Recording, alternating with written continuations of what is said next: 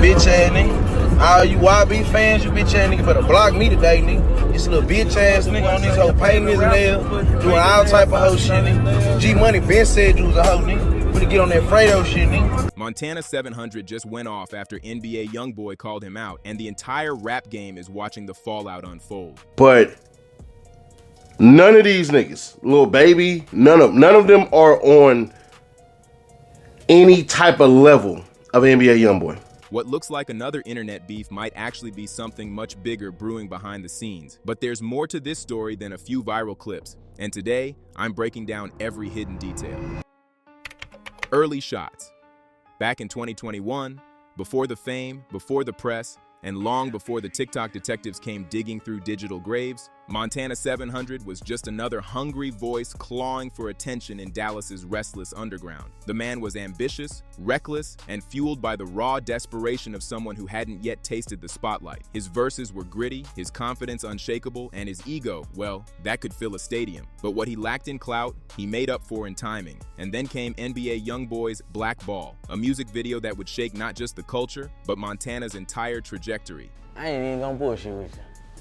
It was hard. I was on the floor. Like, I was meeting with the lawyers and shit. We looking over the paperwork out for the do it. But then when the paperwork came, I'm like.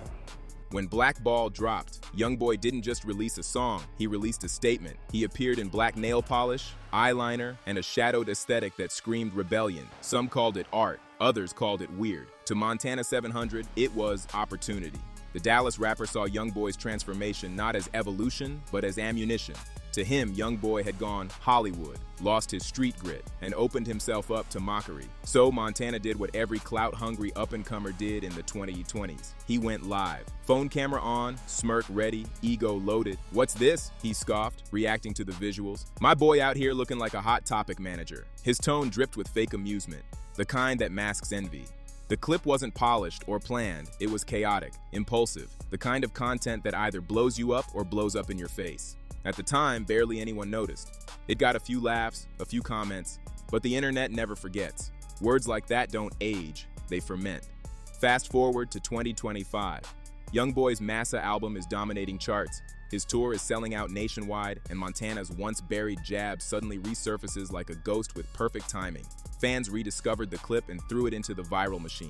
TikTok, Instagram, YouTube, everywhere you looked, there was that smirk, that line, that insult from 2021. "Remember when this Dallas dude clowned YB?" The captions read. Millions watched, billions laughed. Montana's words, once harmless banter, now looked suicidal in retrospect. He hadn't insulted just a rapper, he disrespected a movement. His jokes about nail polish now read like a challenge to Youngboy's authenticity, a shot fired at the most loyal fan base in hip-hop. "Yeah, YB checked out River Bend, though. Yeah, nigga ain't tell you that. Yeah, nigga took his store and called us." And if there's one thing rap culture loves more than a hit record, it's watching old beef crawl out of the grave and set the internet on fire all over again. Slime ascension. While Montana's words aged into poison, NBA Youngboy was transforming into something bigger, something mythic. By mid-2025, he wasn't just a rapper anymore. He was a movement, a symbol, a lightning rod for chaos and loyalty in equal measure. His latest body of work, Massa, Make America Slime Again, didn't just drop, it detonated. 18 tracks of fury, paranoia, confession, and power. It was less an album and more a declaration of rule.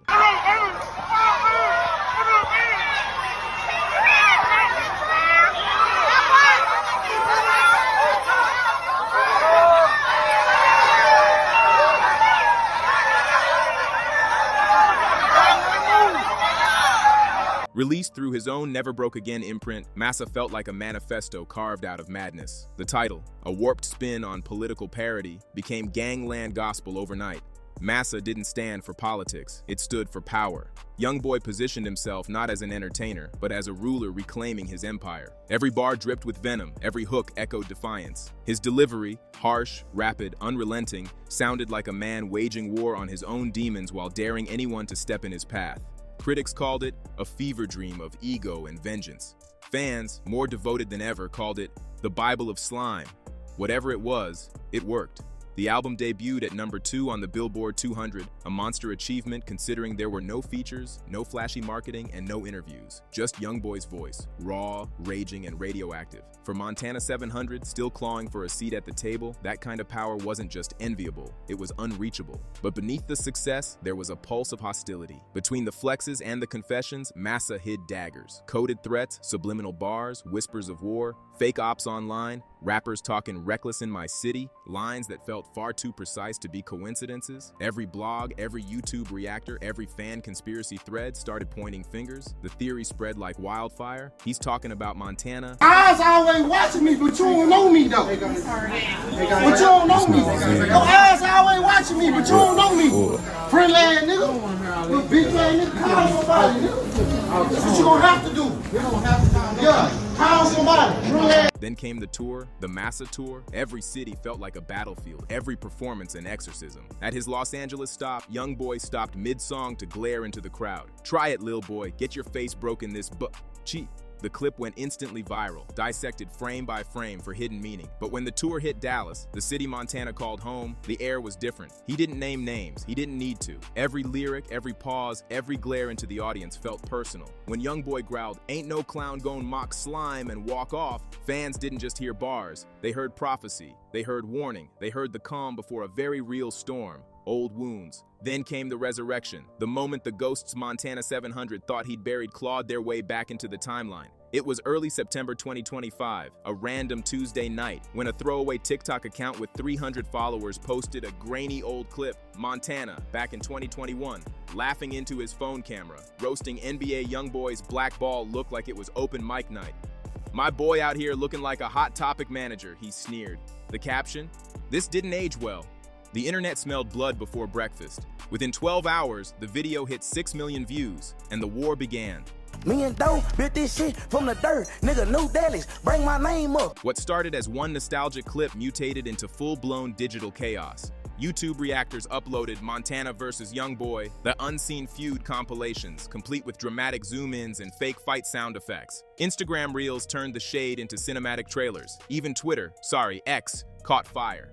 Hashtags like "and the cursed" trended for days. It was as if the entire internet decided to hold a funeral for Montana's dignity. Desperate, Montana tried to put the fire out. He went live, his face lit by that tragic ring light glow, trying to sound calm. "Man, that was just jokes," he insisted, laughing too hard for it to sound believable. "Y'all know I respect YB, it's love." But the internet has no room for redemption arcs. It only writes downfall stories. Within minutes, his comments were flooded with snake emojis and "slime gon' catch you" threats. Youngboy's fan base, the Slime Army, had locked in their target.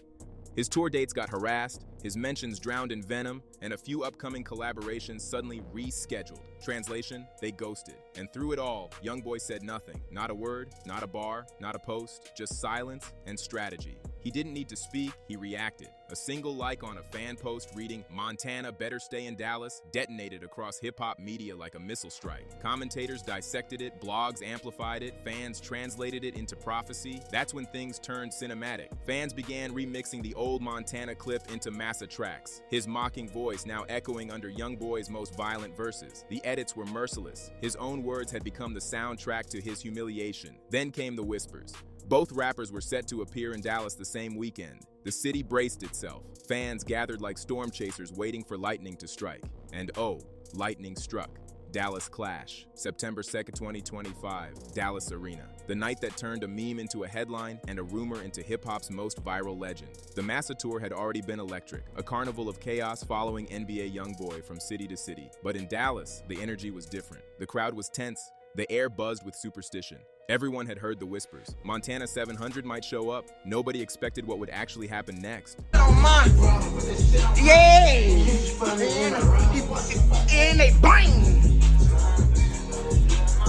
Bitch ass nigga, you push back, you better not ever try it again. Don't play with me. Show 'em my watch, mama. This little top nigga. got that shit in my pants, got that shit in my lungs. Montana wasn't even supposed to be there. His boy, Honcho Amir, a local Dallas upstart, had landed a short opening slot. Montana came to support, maybe do some backstage networking, maybe even try to smooth things over before things spiraled further. He wore casual confidence like armor, joking around with crew members, pretending not to notice the sideways glances. But then the atmosphere shifted. The noise in the hallway dimmed. Conversations stopped mid-sentence. NBA Youngboy had arrived. Yeah! And they bang! Bitch ass nigga, you push back, you better not ever try it again. Don't play with me. Show 'em my watch, mama. This little top nigga. I got that shit in my pants, got that shit in my lungs. Witnesses described it like a scene out of a crime thriller. Youngboy entering with his hood up, flanked by his entourage, eyes zeroed in like a predator who'd already decided how this was going to go. He didn't shout, he didn't smile, he just walked straight toward Montana. "Say it again," he allegedly muttered, his voice low, his tone sharp enough to cut through the bass echoing from the arena. Montana laughed, nervous, but still trying to save face. "Ain't no beef, fam. That was old internet, sud." But Youngboy wasn't in the mood for nostalgia. One slap, one perfectly timed, perfectly humiliating slap. Not a punch, not a shove, just a statement. The sound cracked through the hallway, caught halfway between a gasp and a thunderclap. Silence followed. Security froze for half a second before chaos erupted. Crew members shouting, phones flying, managers trying to split the storm. No all-out brawl, no cinematic revenge. Just that single, burning moment of dominance. Because that slap wasn't about violence. It was about hierarchy. It was Youngboy, the untouchable, reminding the underground exactly who sits at the top of the food chain. And when he hit the stage that night, the message followed him. His performance of Massa was feral, venomous, almost unhinged. "They talk tough, I walk up," he snarled, and the crowd screamed like they knew exactly who he meant. When you stand on business, a lot of niggas don't like it, you feel it? I remember at one point, you had been locked down in my home. These pussy ass niggas know I can't move around. They were popping it on me, huh? They were popping it. By morning, Youngboy Slaps Montana was everywhere. No video, just stories, tweets, and whispers. But that's all it took. In hip-hop, perception is truth. And the truth, at least that night, was simple. Montana got humbled on his own turf. But humiliation has a way of fermenting. And Montana, he wasn't done bleeding yet. Cold retaliation. These pussy ass niggas know I can't move around. They were popping it on me, huh? They were popping it. Montana 700 wasn't about to stay silent. Not after that slap, not after his name became the internet's favorite punchline. Silence to him was defeat, and defeat was never an option. Within 72 hours of the Dallas incident, he was back in the booth, hoodie on, face hard, mic glowing under studio lights. Every bar he wrote sounded like revenge. Every breath he took carried humiliation and adrenaline. By the end of that week, the track was done, a diss so raw it felt like an open wound set to a beat. He called it Cold Money.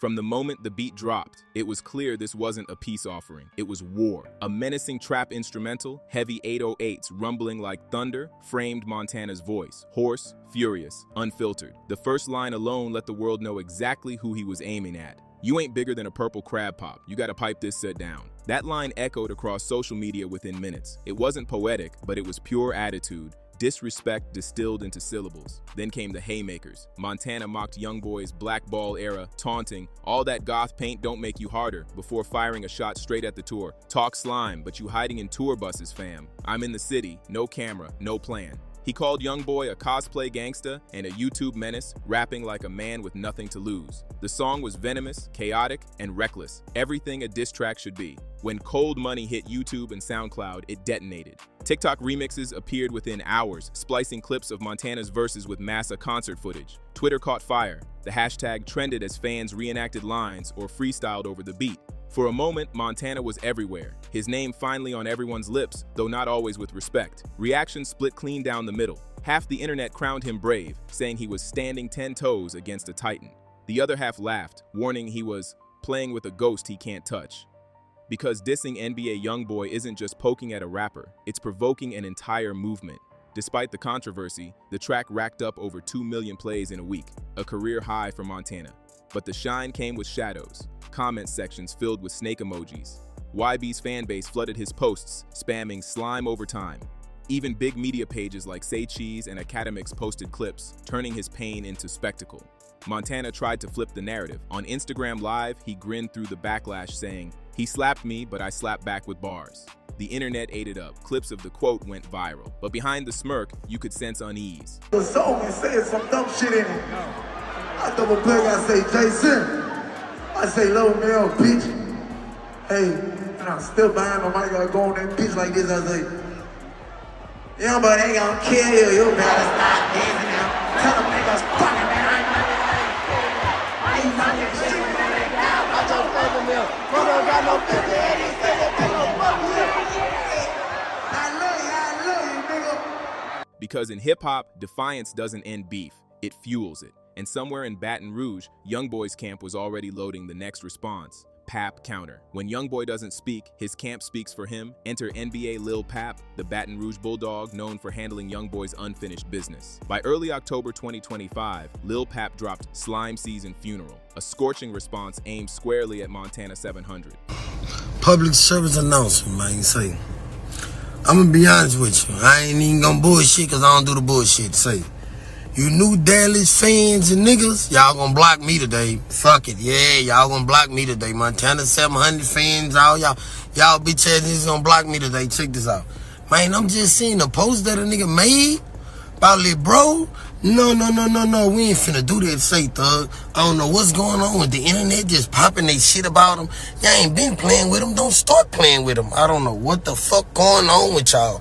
Just cause Lil Bro on tour, that don't mean things changed up around this motherfucker. Niggas still got structure going on, so I don't know what the fuck going on. Montana hollering about, oh, you should have listened to that nigga and listened to that bitch ass nigga. You could go be with that bitch ass nigga. Fuck wrong with a nigga, man. You know, we still putting shit up for cuz, man. Ain't nothing safe. The beat, menacing, the tone, violent, the message, crystal clear. Dallas boy talking wild, he don't come outside, slapped him once, now he rapping for his life. It was brutal, direct, and laced with venom only a true loyalist could deliver. Lil Pap's diss went viral in minutes, hitting streaming platforms like a digital uppercut. Fans clipped every line, dissecting double meanings and hidden threats. The slap bar instantly became a meme. Within 24 hours, the track was trending on YouTube's Hot Hip Hop list. What made it sting even more was Youngboy's silence. He didn't post, didn't react, didn't blink. That silence felt strategic, like letting his right-hand man do the talking while he watched the chaos unfold. Fans dubbed it the slime silence, the calm before another storm.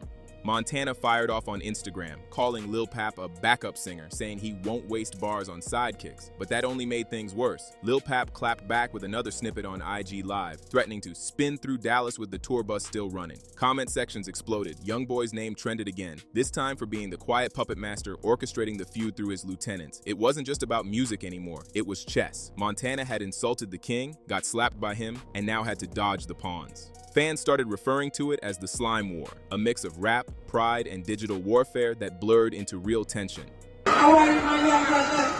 We want to thank you and let you know that we see you, we appreciate you, not just for everything that you've done for the community, but for everything that you're about to do.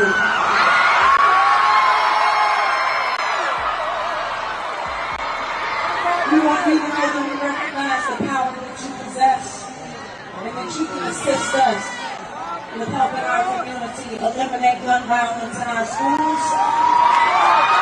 But this wasn't happening in a vacuum. The whole industry was watching. The whispers, the tweets, the radio debates, it all reached the top tiers of hip-hop. And soon, the heavyweights started weighing in. Industry tremors. When the streets shake, the industry listens. And as the Montana 700 Youngboy feud spiraled, everyone from Boozy Badazz to Kodak Black had an opinion. By mid-October 2025, podcasts, YouTube panels, and TikTok commentators turned the beef into the hottest talking point in rap.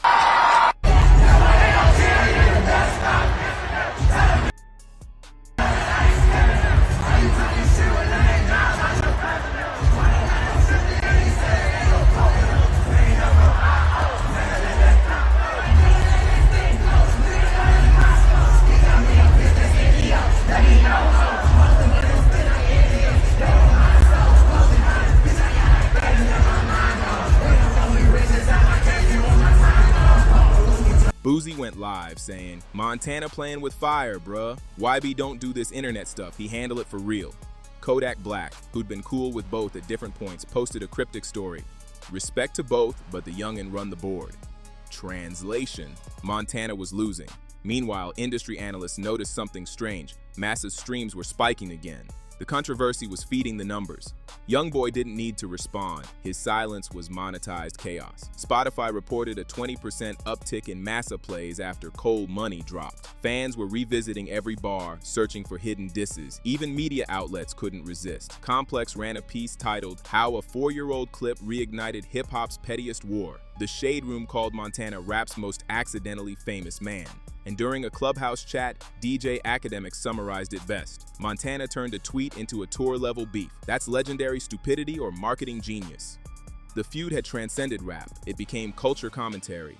TikTok edits dramatized the beef with mock news anchors and fake emergency broadcasts. Breaking: YB fans declare war on Dallas. But beyond the entertainment, real danger simmered. Rumors surfaced that Youngboy's entourage had been checking venues for Montana's appearances. Dallas promoters quietly started pulling Montana from lineups, citing security concerns. He was becoming radioactive, a symbol of what happens when internet bravado meets street validation.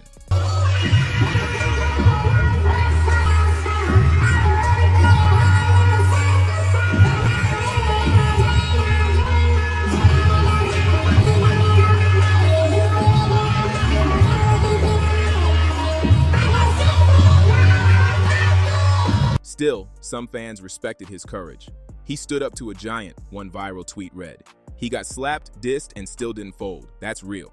But courage doesn't always pay the bills or buy safety. And as October closed, Montana faced the cold truth. His defiance had turned him into both a hero and a target. Future fallout.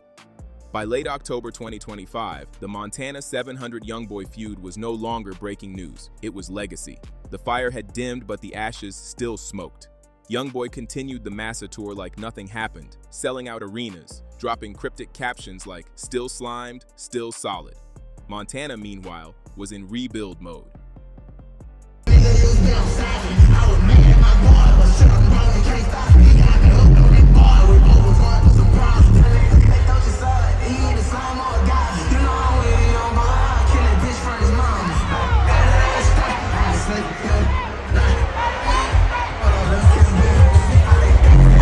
His streams rose thanks to the drama, but his reputation hung in limbo. He teased new music on Instagram, songs about standing tall through betrayal and fake street profits. His tone had shifted, less cocky, more reflective.